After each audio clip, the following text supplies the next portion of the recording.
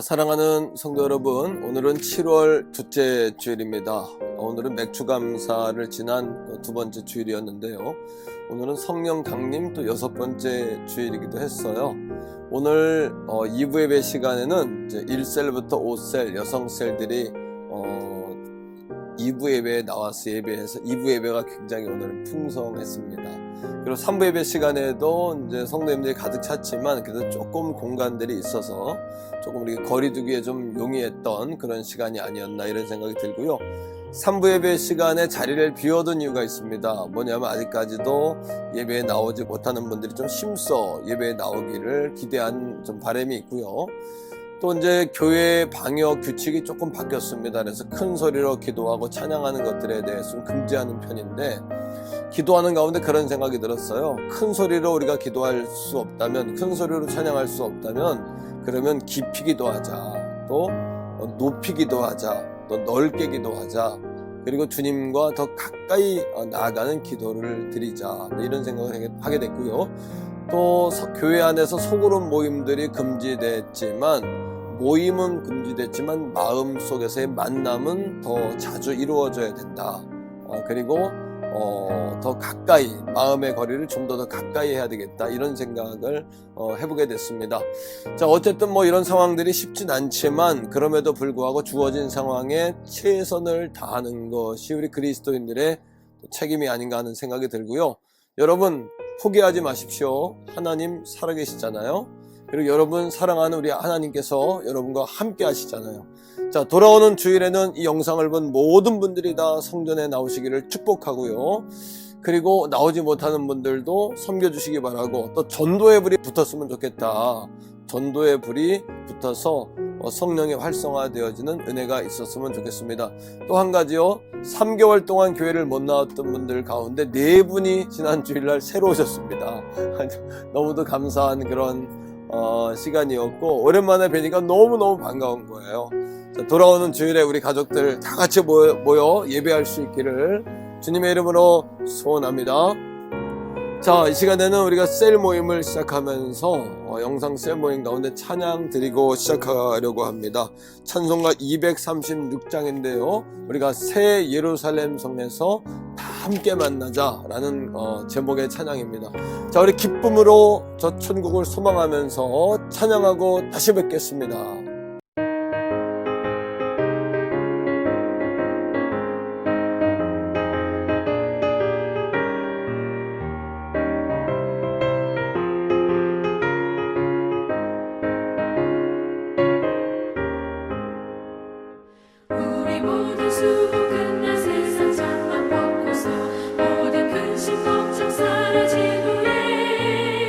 주를 뵙고 성도 함께 면류관을 쓰리라.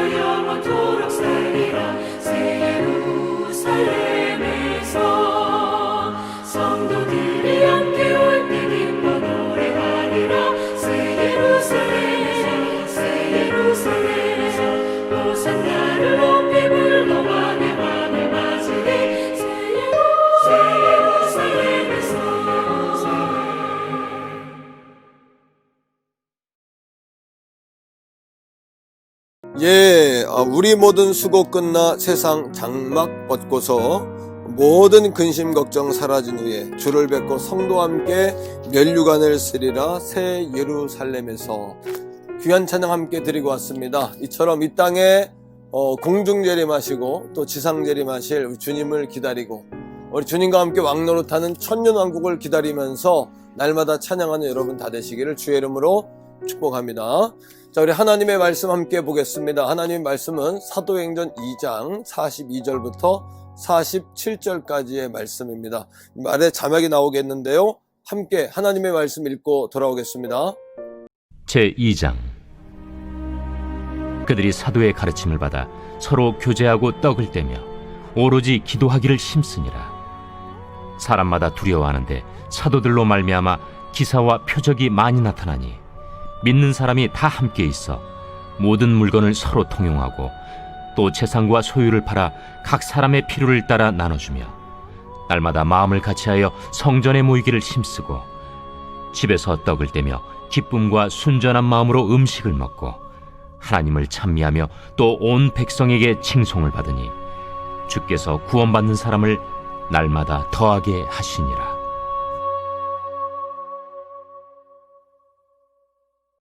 오늘 우리가 주어진 말씀을 통해서 주님이 세우신 교회에 대해 공부하고 은혜 받고 있습니다. 오늘은 살아있는 교회란 어떤 교회냐에 관해서 말씀을 나누겠는데요. 자, 기도하고 시작하겠습니다.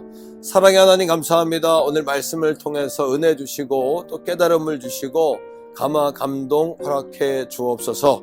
예수님 이름으로 감사기도 드립니다. 아멘.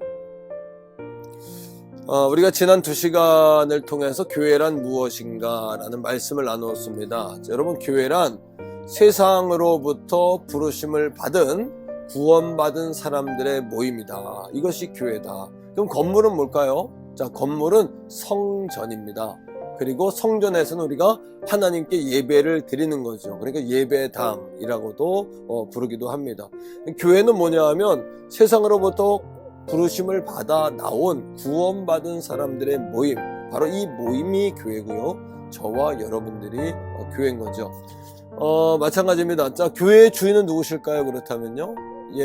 그렇죠. 교회의 주인은 바로 예수 그리스도, 머리이신 예수 그리스도고, 몸은요, 이 모임이 몸이 되는 거고, 우리는요, 각 부분의 지체인 우리가 지체가 된다라는 거예요. 두 가지 그렇다면 하지 말아야 될 말이 있습니다. 첫 번째 뭐냐면 나는 몸에 붙지 않았다라는 말을 하시면 안 돼요. 난 이 교회 소속이 아니다, 이런 말이죠. 자, 그러면 뭐예요? 몸에서 떨어진 지체는 살아있는 것입니까? 죽은 것입니까? 죽은 거죠. 또 한 가지 이런 겁니다. 당신은 필요 없다, 그거예요. 여러분, 눈이 귀에게 필요 없다고 말한다면 우리는 들을 수 없지 않습니까? 자, 우리가 교회를 통해 한 몸이 된 한 가족이다 라는 것을 늘 기억하셔야 합니다. 자, 그렇다면 살아있는 교회는 어떤 교회일까요? 첫 번째는 성령님을 엔진으로 삼은 교회다. 성령님을 엔진으로 삼은 교회예요. 여러분, 자동차를 우리가 이야기할 때 몇 cc다 이런 이야기 하죠. 그 엔진이 몇 cc다 이렇게 이야기하는 것은 그 차가 얼마나 힘있게 멀리 빠른 속도로 갈 수 있냐라는 그 자동차의 값어치를 따질 때, 용량을 따질 때 몇 cc다 이렇게 이야기하죠. 바로 엔진을 이야기하는 겁니다. 자, 그렇다면 우리 교회는 성령 공동체가 돼야죠. 목회자도 교회 리더도 모든 성도님들도 성령을 엔진 삼고 동력 삼는 그런 공동체가 되어야 된다는 거예요. 사도행전 2장 1절부터 3절에 보면 오순절 날에 성령이 임했습니다. 성령이 임하시고 선물이 주어졌는데 그게 뭐냐면 담대함이에요. 확신입니다. 그리고는 그들에게 은사가 주어졌죠. 자, 그 은사와 담대함을 통해 이루어진 사건이 있는데 그게 무엇이냐 하면 바로 교회의 탄생이라는 거예요. 자, 44절 말씀은 이렇게 이야기합니다. 믿는 사람들이 다 함께 있어.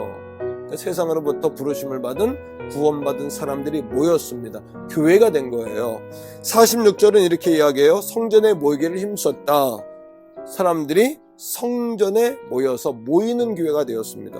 또 집에서 떡을 떼었다. 흩어지는 교회가 됐다는 얘기죠. 47절에 하나님을 찬미했다. 이 교회의 목적입니다. 예배하는 공동체죠. 47절 구원받는 사람을 더하게 하셨다. 교회의 목적은 구원받는 사람을 더하게 하는 전도하는 데 있다는 사실을 아셔야 합니다.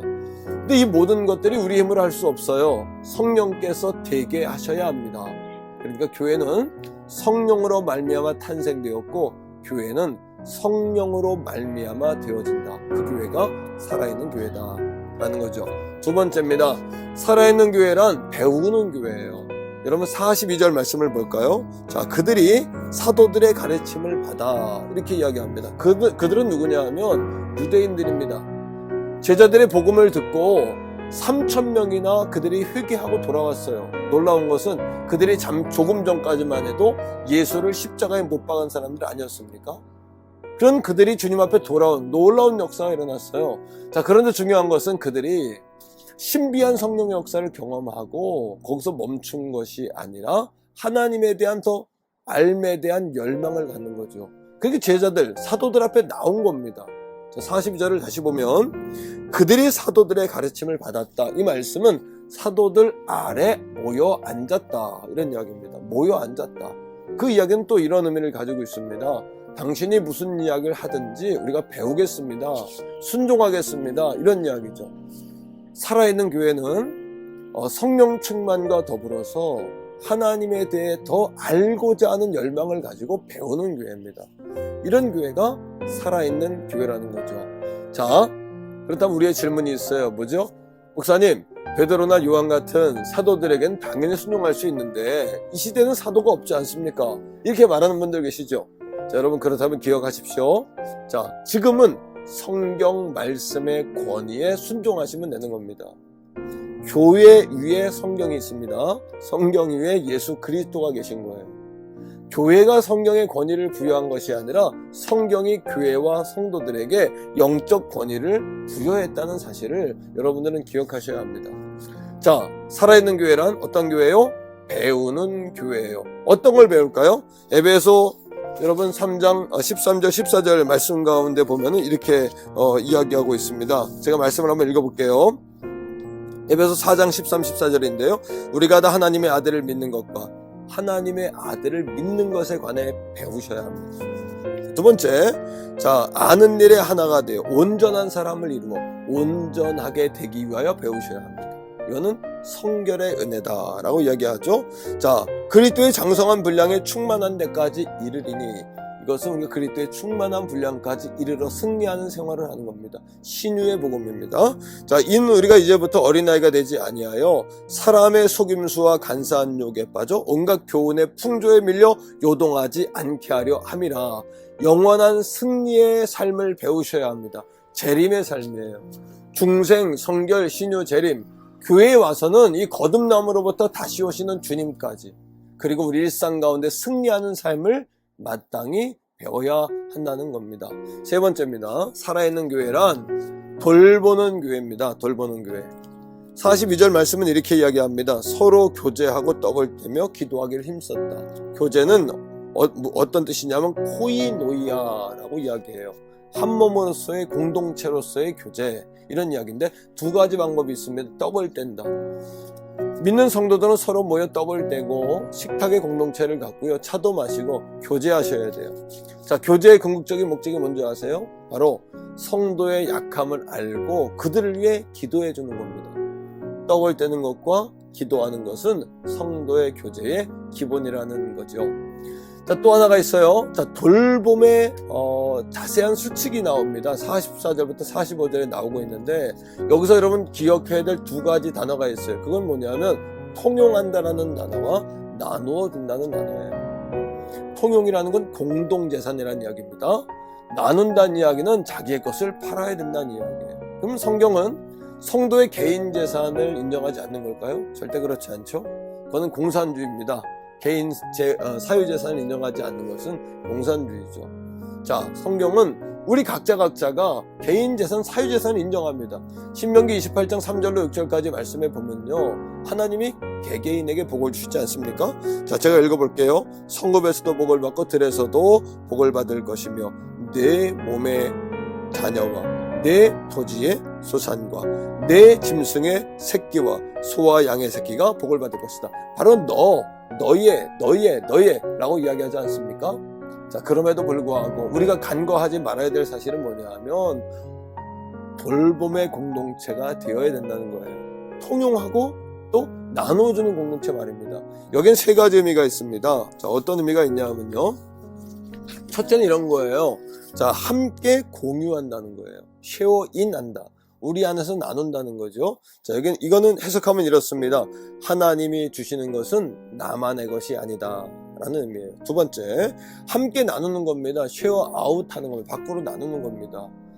여러분, 경주의 최부자라는 분 들어보셨죠? 독립운동도 많이 하고 독립자금도 많이 내었던 유공자이시기도 한데요. 이분의 집에 가운에 이런 것이 있습니다. 우리가 부자가 된 건 사명이다.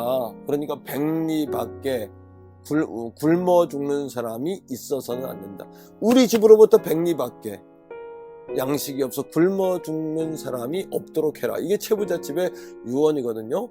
그 사람 최부자는 물질을 사명으로 여겼다는 거예요. UN 통계에 보면 하루에 1달러로 사는 사람이 10억 명입니다. 1달러가 없어 굶어 죽는 사람이 2만 5천 명입니다. 해석하면 이거예요. 우리가 주신 것들을 가지고 필요한 곳에 흘려보내야 됩니다. 최소한 태교원 성결교회가 있는 이 주변 지역에 태교원 성결교회는 희망의 대상이 돼야 되고요.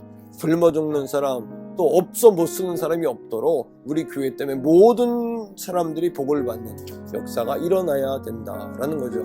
세 번째는 이런 겁니다. 함께 책임지는 거예요. share with, 함께 나눈다. 이건 어떤 의미냐 하면 물질과 시간과 재능을 가지고 서로를 위하여 섬긴다. 여러분, 제가 어느 날 그 전철에서 광고를 봤는데 1년에 우리나라 사람들이 먹고 남기는 음식 찌꺼기가 8조 원이다. 이런 이야기인데 8조 원. 먹다 남는 게 8조 원입니다. 쓰레기가 된 게 8조 원입니다. 여러분, 우리가 좀 더 나누는 것은 없어요. 핑계고요. 충분히 나눌 수 있죠. 더 나눌 수 있습니다. 그래서 우리 안에 성경의 원리대로 통용하고 나누고 또 떡을 떼고 기도하는 참된 교제가 일어나기를 간절히 소원합니다.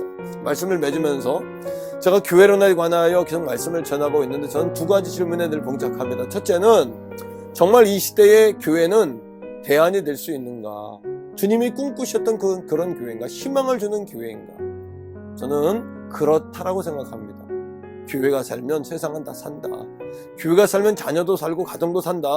교회가 살면 하나님 나라도 산다. 교회가 죽으니까 레즈비언, 게이, 성전환, 차별법, 여러분 노사 간의 분쟁, 정치인들의 정쟁, 여러분 자살, 온갖 여러분 고통들이 우리에게 밀려온 거 아니겠습니까? 오늘도 교회가 살면 그 모든 문제는 쉽게 해결될 수 있다. 두 번째 질문, 과연 그렇다면 그런 교회는 실제할 수 있는가? 통용하고 나누고 또 떡을 떼고 기도하고 모이기에 힘쓴 그런 공동체는 실제할 수 있는가? 실제할 수 있다. 왜요? 성경 사도행전을 통해서 사도행전의 교회를 통해 우리에게 모델을 보여주셨기 때문이죠. 우리 교회도 성령을 엔진으로 삼고 또 우리 교회도 여러분 말씀 앞에 배우기를 힘쓰고 서로 돌보는 교회가 되어질 수만 있다면 실제할 수 있다. 실제할 수 있다. 지금 예배하기 쉽지 않은 그런 시대가 됐습니다. 그런데 어쩌면 그게 핑계일 수도 있다는 거예요. 왜요? 어쩌면 더 많은 모임을 교회에서 자꾸 만든 것은 사람들에게 더 많은 모임을 통해 주님께로 나오게 하기 위해서였던 거죠. 한 번의 모임으로도 충분했다면 왜 그렇게 모임을 만들겠습니까? 자, 예배할 수 없다고요? 아니요. 예배하지 않는 것이 문제죠. 예배할 수 없는 게 문제가 아니죠. 한 번밖에 우리가 기회가 주어지지 않는다고 그래도 한 번에 목숨을 걸고 모든 걸 던질 수 있는 예배자가 되기를 축복합니다. 전 중국교회나 북한교회 생각을 해봐요. 거긴 신학교도 없죠. 목사도 없고 장로도 없습니다. 거기에는 성경도 없습니다. 그런데 어떻게 신앙을 유지할까요? 하나님과 1대1의 관계 속에서 정말 믿는 사람으로 살아가는 거죠. 자녀들에게 신앙의 유산을 물려주고 말입니다. 여러분들의 신앙이 다시 회복되고 살아나기를 간절히 소원합니다. 우리 태교원 성결교회가 도왕농 목사와 우리 성도들이 정말 세상을 향해서 소금이 뭔지 그리고 복음이 뭔지 그리고 하나님의 사랑이 무엇인지를 증명해낼 수 있는 증명되어지는 교회, 증명되어지는 성도가 되기를 간절히 축복합니다. 자, 이 시간에는 함께 기도하는 시간입니다. 오늘 주신 말씀을 기억하면서 함께 기도할 텐데요. 하나님, 주어진 상황 속에 불평하지 않게 하시고 주어진 상황 속에 또한 최선을 다하게 해달라고, 또 성령님께서 우리의 원동력, 또 엔진이 되어달라고 그렇게 부르짖기를 원하고, 돌아오는 주일에는 오남육남 헌신예배가 있습니다. 오남육남 헌신예배에도 성령님 기름 부어주세요. 성도들의 두려움이 떠나가게 해주세요. 우리 주여 한번 부르고 기도하겠습니다.